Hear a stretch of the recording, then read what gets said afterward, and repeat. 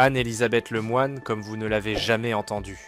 Dans une interview exclusive accordée à l'équipe, l'animatrice vedette de C'est à vous est revenue sur ses débuts méconnus dans le journalisme sportif et a livré une anecdote aussi drôle que touchante sur une hospitalisation marquante dans son enfance. Avant de devenir l'un des visages phares de France Télévisions, Anne-Elisabeth Lemoine, que ses proches surnomment Babette, a commencé sa carrière bien loin des plateaux télé. En 1993, à seulement 23 ans, elle faisait ses armes dans le service des sports du journal Nord-Éclair.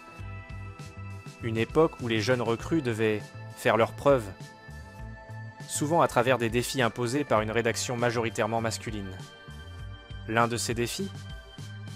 Obtenir une interview du célèbre pilote de rallye François Delcourt, alors qu'elle avouait être passionnée par le patinage artistique et la gymnastique.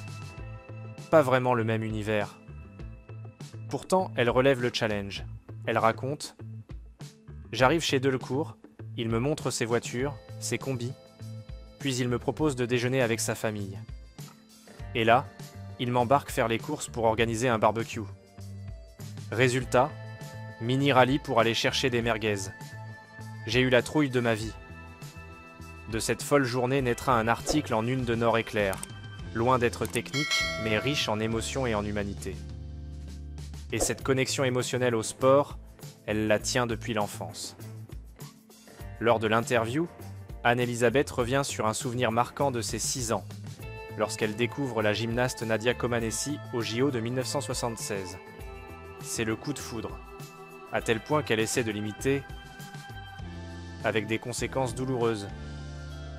Je pensais qu'on pouvait faire un appui tendu renversé sur le dossier d'une chaise. Mais évidemment, ça ne tient pas. Je me suis complètement ouvert la lèvre, confie-t-elle en riant. Direction. Les urgences pour la petite Babette, la lèvre complètement ouverte, mais la passion, elle, ne l'a jamais quittée. Aujourd'hui encore, elle garde ce lien avec le sport dans C'est à vous, en rêvant d'accueillir les plus grands champions sur son plateau. Parmi eux, Kylian Mbappé, Antoine Griezmann ou même Cristiano Ronaldo. Elle avoue, Ronaldo c'est un robot, une machine. Mais derrière ça, il y a un homme, une histoire. Un gamin de Madère sans un sou, qui devient une légende. Sur le papier, je le trouve bien plus intéressant que Messi.